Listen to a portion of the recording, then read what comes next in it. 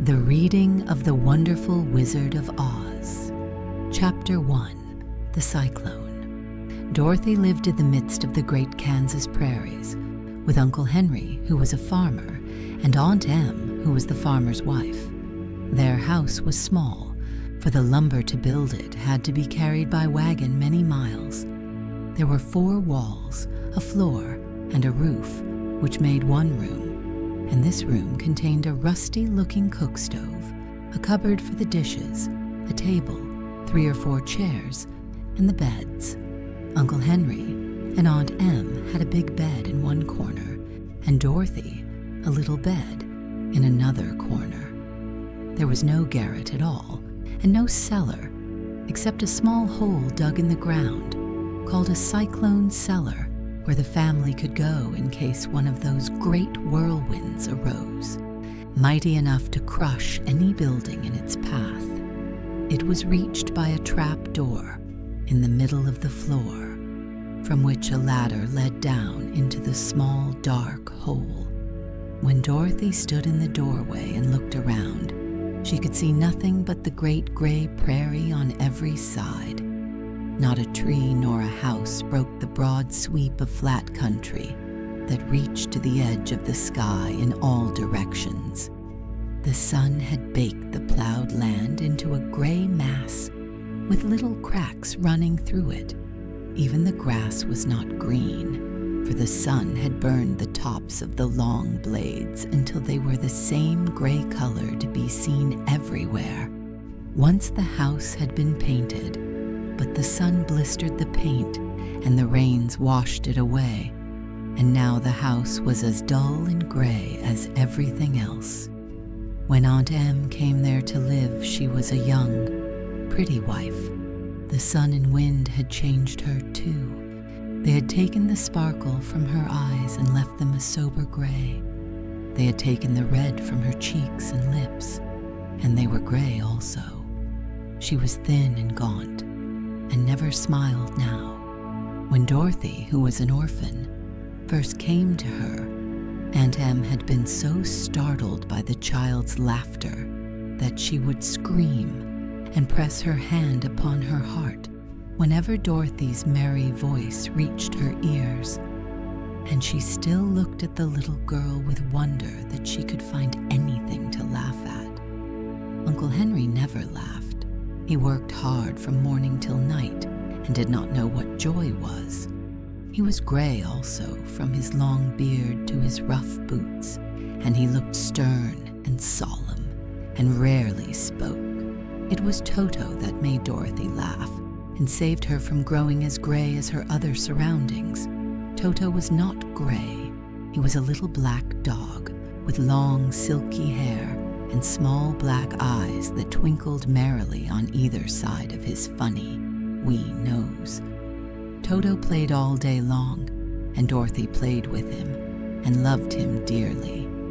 Today, however, they were not playing. Uncle Henry sat upon the doorstep and looked anxiously at the sky, which was even grayer than usual. Dorothy stood in the door with Toto in her arms and looked at the sky too. Aunt Em was washing the dishes. From the far north they heard a low wail of the wind, and Uncle Henry and Dorothy could see where the long grass bowed in waves before the coming storm. There now came a sharp whistling in the air from the south, and as they turned their eyes that way, they saw ripples in the grass coming from that direction also. Suddenly Uncle Henry stood up. "There's a cyclone coming, Em," he called to his wife. "I'll go look after the stock." Then he ran toward the sheds where the cows and horses were kept. Aunt Em dropped her work and came to the door. One glance told her of the danger close at hand. "Quick, Dorothy," she screamed. "Run for the cellar." Toto jumped out of Dorothy's arms and hid under the bed, and the girl started to get him. Aunt Em, badly frightened, threw open the trap door in the floor and climbed down the ladder into the small, dark hole. Dorothy caught Toto at last and started to follow her aunt. When she was halfway across the room, there came a great shriek from the wind, and the house shook so hard that she lost her footing and sat down suddenly upon the floor. Then a strange thing happened. The house whirled around 2 or 3 times and rose slowly through the air. Dorothy felt as if she were going up in a balloon. The north and south winds met where the house stood and made it the exact center of the cyclone. In the middle of a cyclone, the air is generally still, but the great pressure of the wind on every side of the house raised it up higher and higher until it was at the very top of the cyclone, and there it remained and was carried miles and miles away, as easily as you could carry a feather. It was very dark, and the wind howled horribly around her, but Dorothy found she was riding quite easily.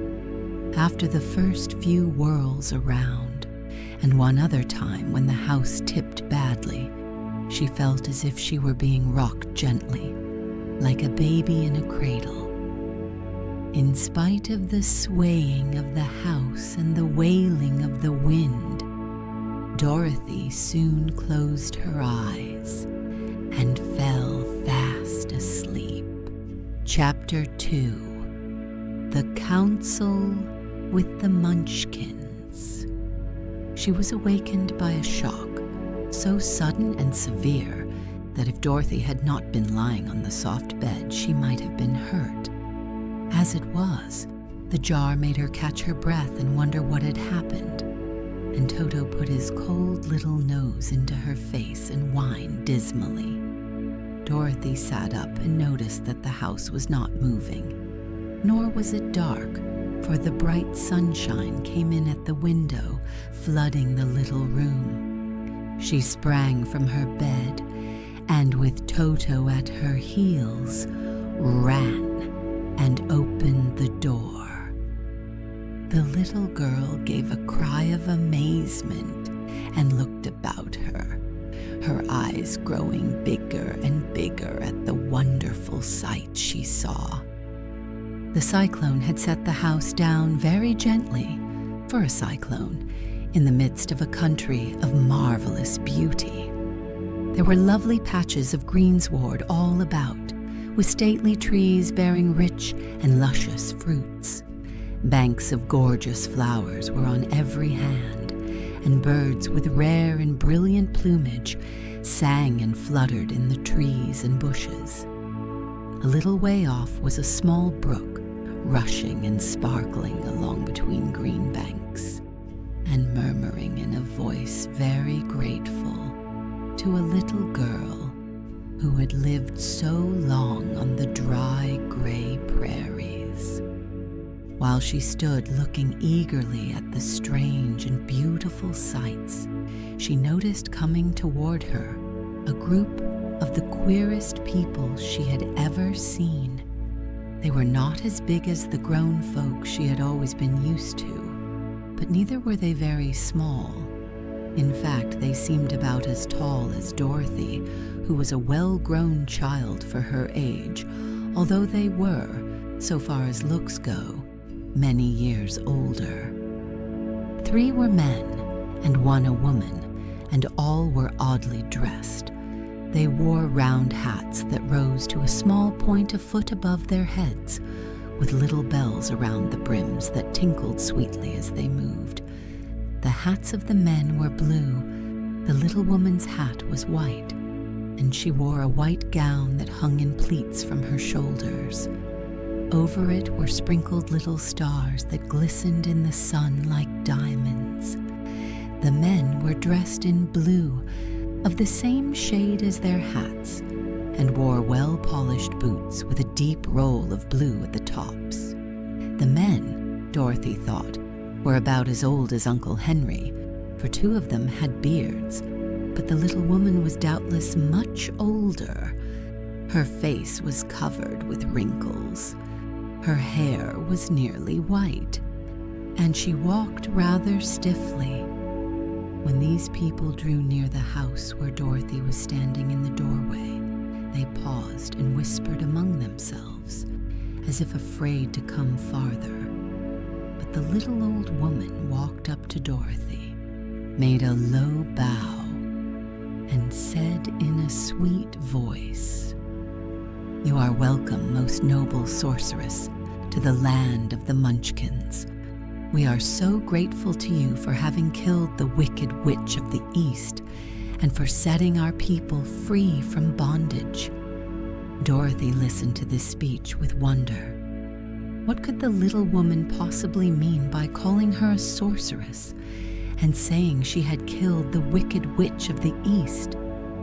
Dorothy was an innocent, harmless little girl who had been carried by a cyclone many miles from home, and she had never killed anything in all her life.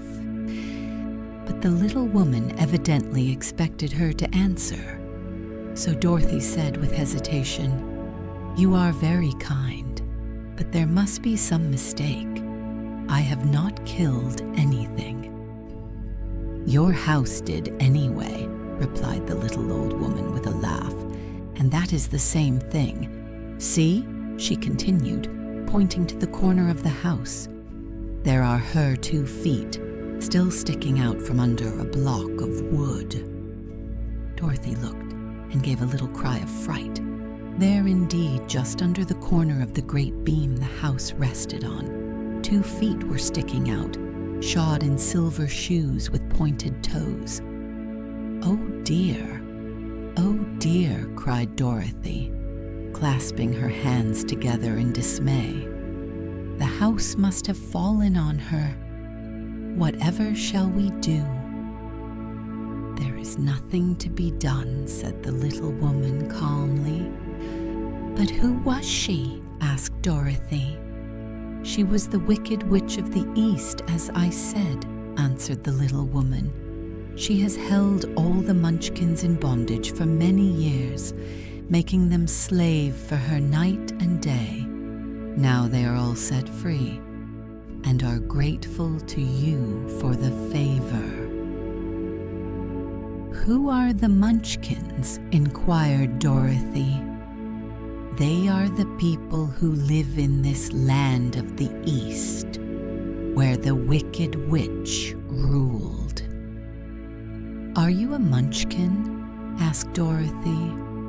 "No, but I am their friend, although I live in the land of the North. When they saw the witch of the East was dead, the Munchkins sent a swift messenger to me, and I came at once. I am the witch of the North." "Oh, gracious," cried Dorothy.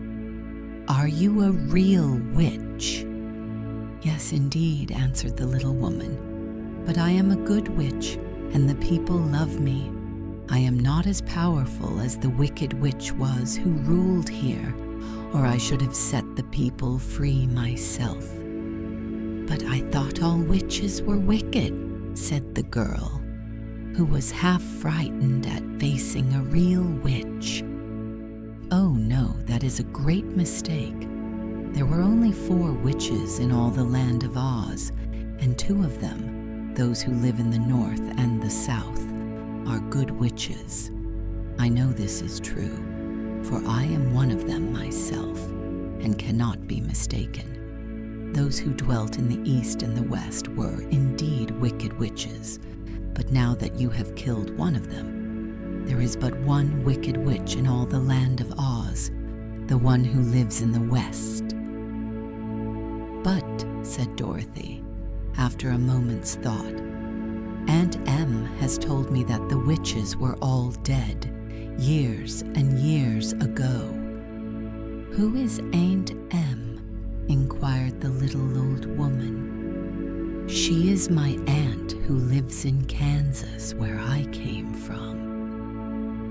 The Witch of the North seemed to think for a time, with her head bowed and her eyes upon the ground. Then she looked up and said, "I do not know where Kansas is, for I have never heard that country mentioned before. But tell me, is it a civilized country?" "Oh, yes," replied Dorothy. "Then that accounts for it. In the civilized countries, I believe there are no witches left, nor wizards, nor sorceresses, nor magicians. But you see, the land of Oz has never been civilized, for we are cut off from all the rest of the world. Therefore, we still have witches and wizards amongst us." "Who are the wizards?" asked Dorothy. "Oz himself is the great wizard," answered the witch, sinking her voice to a whisper. "He is more powerful than all the rest of us together. He lives in the city of emeralds." Dorothy was going to ask another question, but just then the Munchkins, who had been standing silently by, gave a loud shout and pointed to the corner of the house where the wicked witch had been lying. "What is it?" asked the little old woman, and looked and began to laugh. The feet of the dead witch had disappeared entirely, and nothing was left but the silver shoes. "She was so old," explained the Witch of the North, "that she dried up quickly in the sun. That is the end of her. But the silver shoes are yours, and you shall have them to wear." She reached down and picked up the shoes, and after shaking the dust out of them, handed them to Dorothy. "The Witch of the East was proud of those silver shoes," said one of the Munchkins, "and there is some charm connected with them, but what it is we never knew." Dorothy carried the shoes into the house and placed them on the table. Then she came out again to the Munchkins and said, "I am anxious to get back to my aunt and uncle, for I am sure they will worry about me. Can you help me find my way?" The Munchkins and the witch first looked at one another, and then at Dorothy, and then shook their heads. "At the east, not far from here," said one, "there is a great desert, and none could live to cross it." "It is the same at the south," said another, "for I have been there and seen it. The south is the country of the Quadlings." "I am told," said the third man, "that it is the same at the west, and that country, where the Winkies live, is ruled by the wicked witch of the west, who would make you her slave if you passed her way." "The north is my home," said the old lady, "and at its edge is the same great desert that surrounds this land of Oz. I'm afraid, my dear, you will have to live with us." Dorothy began to sob at this, for she felt lonely among all these strange people. Her tears seemed to grieve the kind-hearted Munchkins, for they immediately took out their handkerchiefs and began to weep also. As for the little old woman, she took off her cap and balanced the point on the end of her nose, while she counted 1, 2, 3 in a solemn voice. At once the cap changed to a slate, on which was written in big white chalk marks, "Let Dorothy go to the city of emeralds." The little old woman took the slate from her nose, and having read the words on it, asked, "Is your name Dorothy, my dear?" "Yes," answered the child, looking up and drying her tears. "Then you must go to the city of emeralds. Perhaps Oz will help you." "Where is this city?" asked Dorothy. "It is exactly in the center of the country, and is ruled by Oz, the great wizard I told you of." "Is he a good man?" inquired the girl anxiously. "He is a good wizard. Whether he is a man or not, I cannot tell, for I have never seen him." "How can I get there?" asked Dorothy. "You must walk. It is a long journey through a country that is sometimes pleasant and sometimes dark and terrible. However, I will use all the magic arts I know of to keep you from harm." "Won't you go with me?" pleaded the girl, who had begun to look upon the little old woman as her only friend. "No, I cannot do that," she replied, "but I will give you my kiss, and no one will dare injure a person who has been kissed by the Witch of the North." She came close to Dorothy and kissed her gently on the forehead.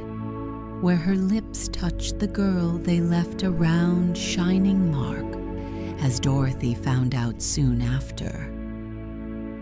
"The road to the City of Emeralds is paved with yellow brick," said the witch, "so you cannot miss it.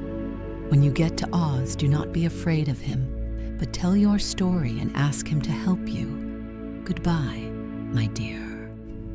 The three munchkins bowed low to her and wished her a pleasant journey, after which they walked away through the trees.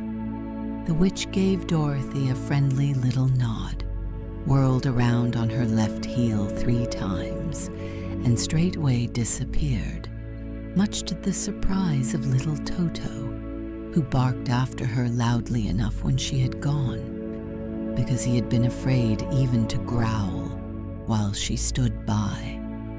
But Dorothy, knowing her to be a witch, had expected her to disappear in just that way, and was not surprised in the least. Chapter 3. How Dorothy Saved the Scarecrow. When Dorothy was left alone, she began to feel hungry, so she went to the cupboard and cut herself some bread, which she spread with butter. She gave some to Toto, and taking a pail from the shelf, she carried it down to the little brook and filled it with clear, sparkling water. Toto ran over to the trees and began to bark at the bird sitting there. Dorothy went to get him and saw such delicious fruit hanging from the branches that she gathered some of it, finding it just what she wanted to help out her breakfast. Then she went back to the house, and having helped herself and Toto to a good drink of the cool, clear water, she set about making ready for the journey to the City of Emeralds. Dorothy had only one other dress, but that happened to be clean and was hanging on a peg beside her bed. It was gingham, with checks of white and blue, and although the blue was somewhat faded with many washings, it was still a pretty frock. The girl washed herself carefully, dressed herself in the clean gingham, and tied her pink sunbonnet on her head. She took a little basket and filled it with bread from the cupboard, laying a white cloth over the top. Then she looked down at her feet and noticed how old and worn her shoes were. "They surely will never do for a long journey, Toto," she said, and Toto looked up into her face with his little black eyes and wagged his tail to show he knew what she meant. At that moment, Dorothy saw lying on the table the silver shoes that had belonged to the Witch of the East. "I wonder if they will fit me," she said to Toto. "They would be just the thing to take a long walk in, for they could not wear out." She took off her old leather shoes and tried on the silver ones, which fitted her as well as if they had been made for her. Finally, she picked up her basket. "Come along, Toto," she said. "We will go to the Emerald City and ask the Great Oz how to get back to Kansas again." She closed the door, locked it, and put the key carefully in the pocket of her dress. And so, with Toto trotting along soberly behind her, she started on her journey. There were several roads nearby, but it did not take her long to find the one paved with yellow bricks. Within a short time, she was walking briskly toward the Emerald City, her silver shoes tinkling merrily on the hard yellow roadbed. The sun shone bright and the birds sang sweetly, and Dorothy did not feel nearly so bad as you might think a little girl would, who had been suddenly whisked away from her own country and set down in the midst of a strange land. She was surprised as she walked along to see how pretty the country was about her. There were neat fences at the sides of the road, painted a dainty blue color, and beyond them were fields of grain and vegetables in abundance. Evidently, the Munchkins were good farmers and able to raise large crops. Once in a while, she would pass a house, and the people came out to look at her and bow low as she went by. For everyone knew she had been the means of destroying the wicked witch and setting them free from bondage. The houses of the Munchkins were odd-looking dwellings, for each was round, with a big dome for a roof. All were painted blue, for in this country of the East, blue was the favorite color. Toward evening, when Dorothy was tired with her long walk and began to wonder where she should pass the night, she came to a house rather larger than the rest. On the green lawn before it, many men and women were dancing. 5 little fiddlers played as loudly as possible, and the people were laughing and singing, while a big table nearby was loaded with delicious fruits and nuts, pies and cakes, and many other good things to eat. The people greeted Dorothy kindly and invited her to supper and to pass the night with them.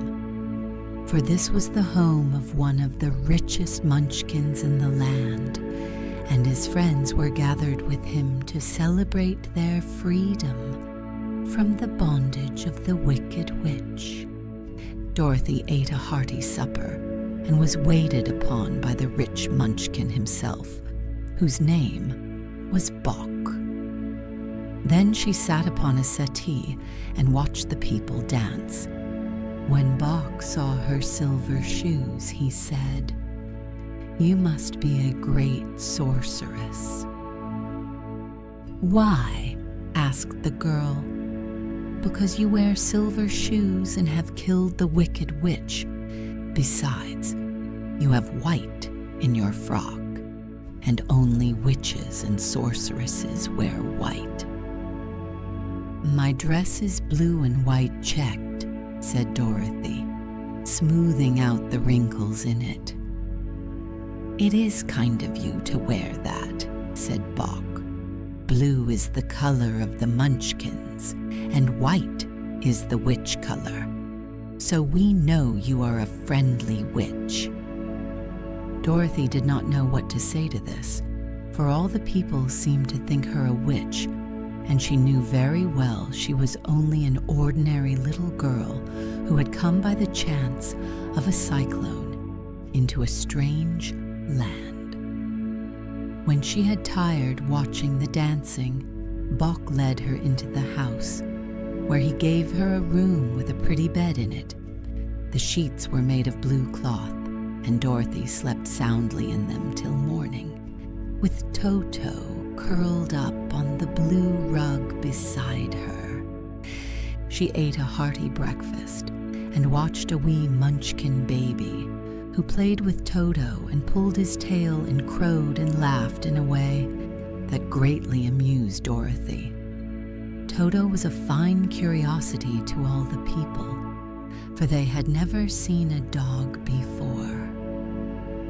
"How far is it to the Emerald City?" the girl asked.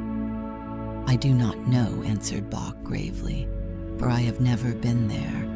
It is better for people to keep away from Oz, unless they have business with him. But it is a long way to the Emerald City, and it will take you many days.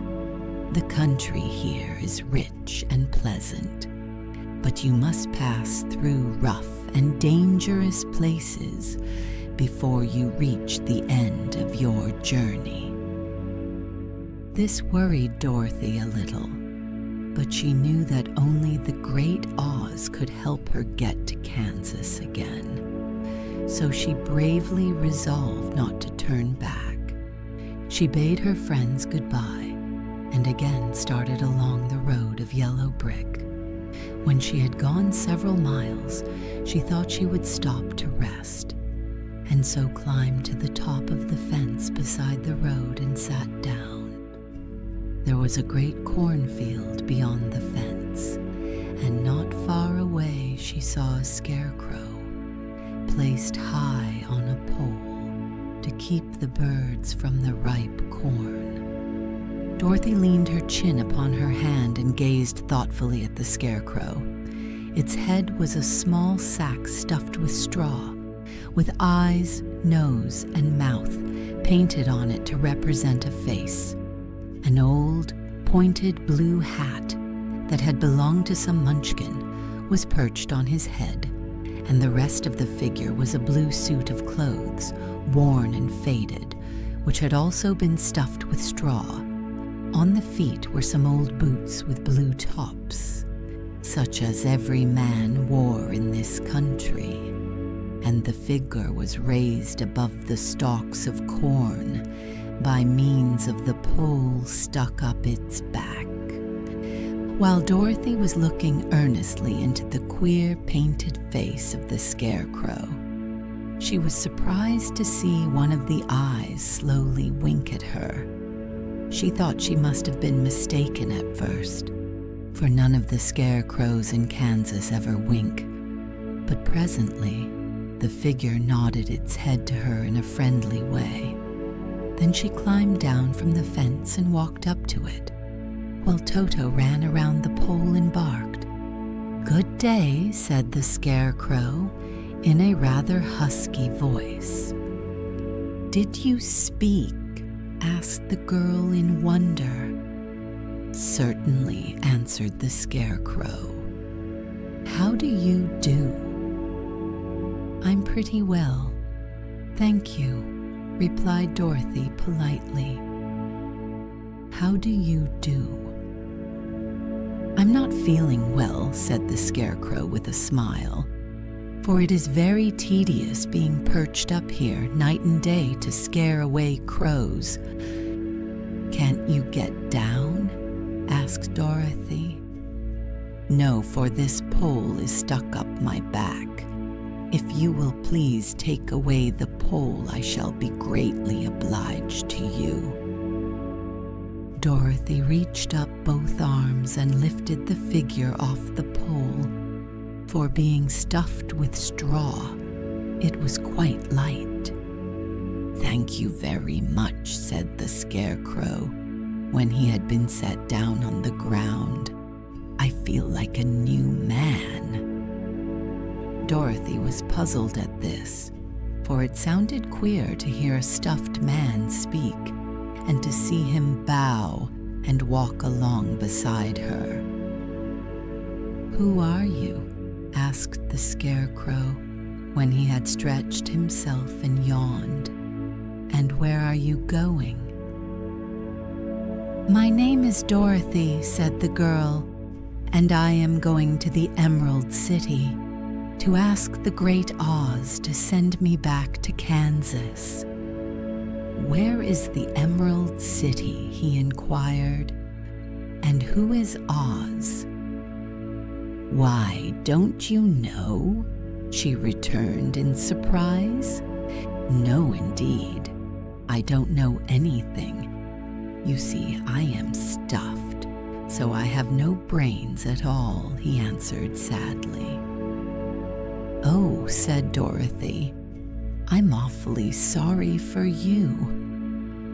"Do you think," he asked, "if I go to the Emerald City with you that Oz would give me some brains?" "I cannot tell," she returned, "but you may come with me if you like. If Oz will not give you any brains, you will be no worse off than you are now." "That is true, sir," said the Scarecrow.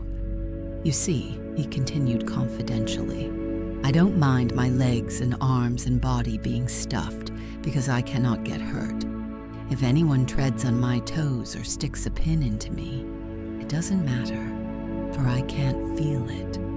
But I do not want people to call me a fool, and if my head stays stuffed with straw instead of with brains as yours is, how am I ever to know anything?"